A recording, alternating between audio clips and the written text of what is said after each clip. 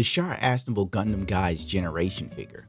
Someone said to me in a comment section back when I had my Amuro figure that I was heading down a slippery slope, a figure rabbit hole. And thanks, Jackass, you jinxed me. I believe this came out way back in 2017 and seems to continue to get reprints, which is a good thing because I've wanted one for quite a while now. They come in two flavors, this one and a more sort of heavily stylized airbrushing. I don't even know how to describe it to you, but nonetheless, it looks cool. Couldn't find that one, so we went with this guy. I actually forgot that I pre-ordered this from Crunchyroll of all places. And I believe it was on sale, forget this, like $100 with free shipping. That's the cheapest this thing is. I jumped on it, why not?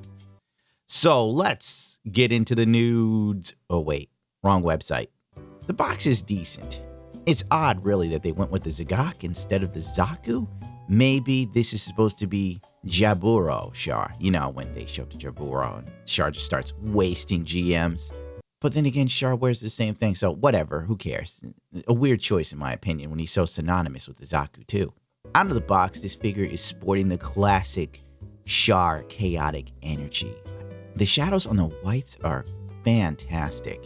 In fact, most of the shades and the colors are well done. Is it on the level of a custom painted kit? No, but for something that's $100, it's impressive. I love color tones. The gold is just right, and I'm guessing that the sculpt is just that good that it leads to a very believable fabric look. Although, if you were to ever wear one of these costumes in real life with the fabric shoulders, you look like a fool. You look like Captain Crunch, honestly.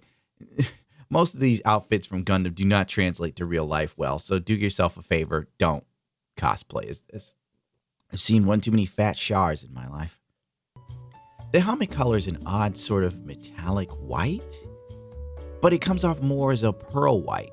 I would say that it's a Yamaha pearl white from the 2008 Yamaha R6 and R6S editions. There isn't much meat to this bone.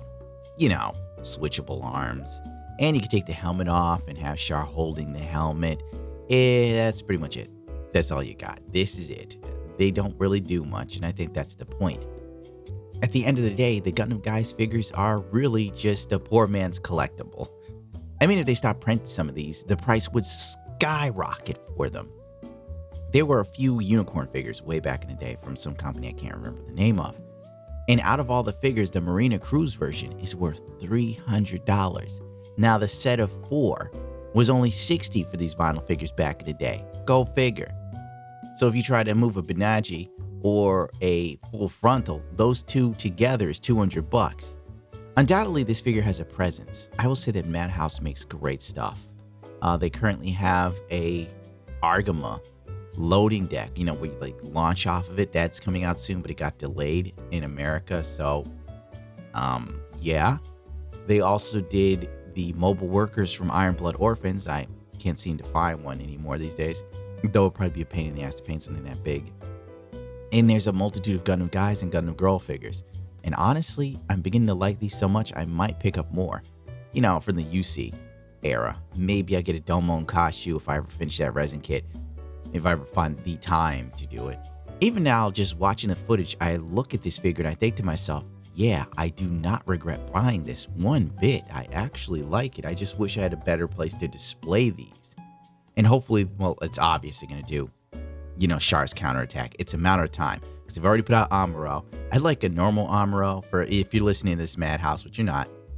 But I would like, you know, Amuro back when he first got into the Gundam. That would be cool. Could use that. If I could get Ayug Amuro, that would be cool. Can I get like Char's counterattack Char? You know, you feel me? And if they do Char's counterattack Char, they should give him the pose where he's got his arms stretched out. That would be cool. Is it going to happen? Probably not. Don't care. Whatever way I get it, long as I get it. What was my point again? The only negative I can say for this kit is instead of giving us 2 helmets, you only get 1. And you got to pry the helmet off the first head. And in my case, that sucker was stuck on there. And I really didn't want to scratch the paint or anything. And for negatives, that's all I've got for you. That's it. We're out of them. I'm sorry you came here for more. If you'd like negativities about my life, I've got a whole bunch of those if you want to listen.